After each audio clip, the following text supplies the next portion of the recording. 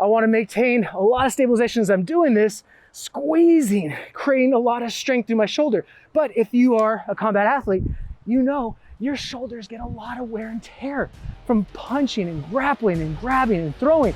So how can we create strength without overutilizing that area?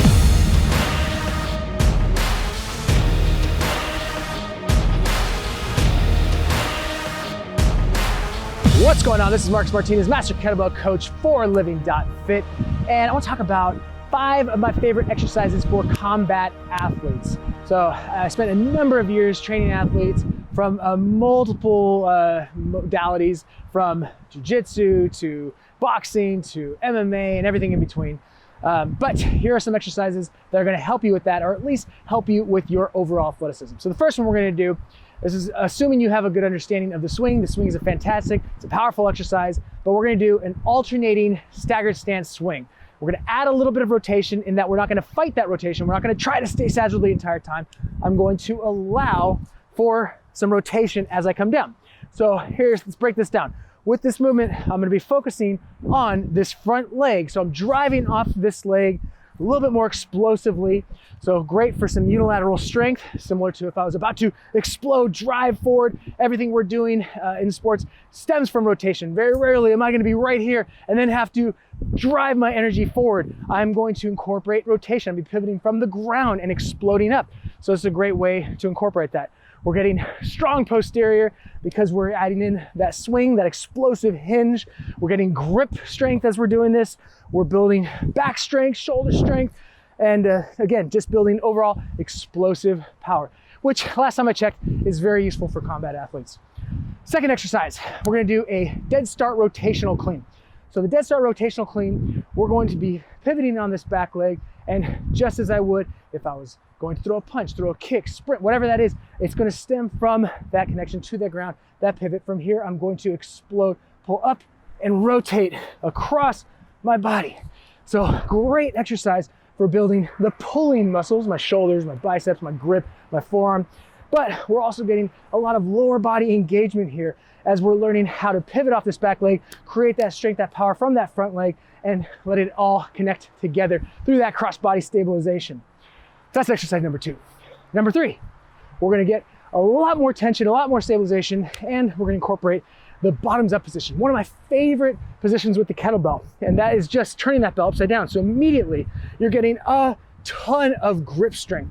I have to keep a lot of tension throughout my forearm, throughout my shoulders, throughout my entire torso. So from here, I'm gonna do bottoms up walk. But since we're on camera, I guess someone who can walk with me, we're gonna do a little walking.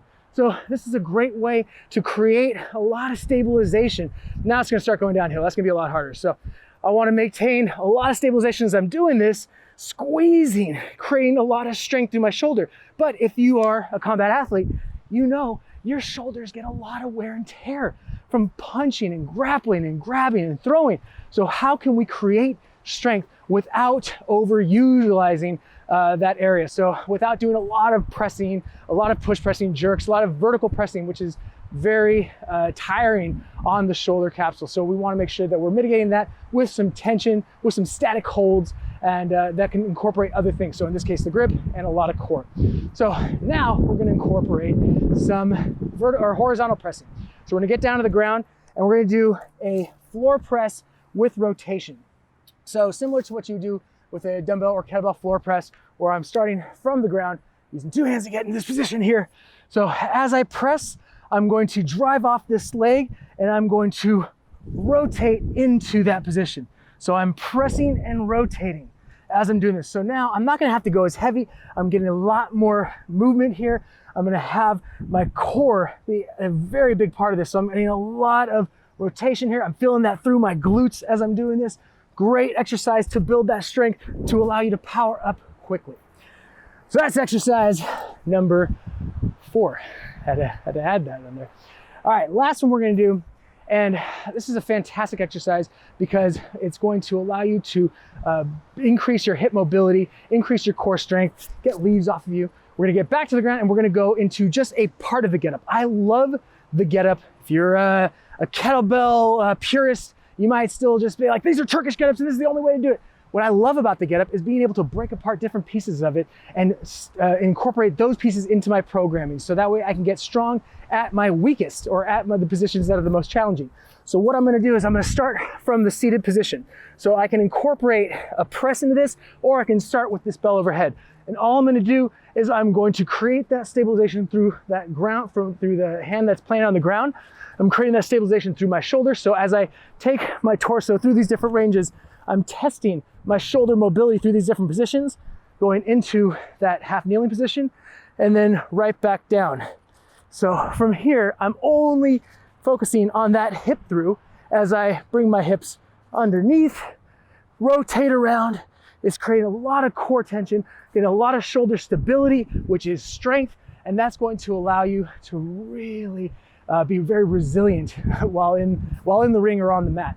And then you're also getting that mobility of the hips as you're doing this. So if that's too challenging for you, you can always bring that bell down, or you can even do that without the kettlebell. And this is a great exercise just to practice on its own, and then you can keep loading it heavier and heavier. So another fun one, and just with those exercises alone, you can create an entire workout plan just with those 5 exercises. Add in some battle ropes, you're good to go. So give that a try. Make sure to check out our programs on Living.Fit. Got the Anywhere Athlete. If you're looking to become a more resilient, more powerful, more athletic athlete, check it out.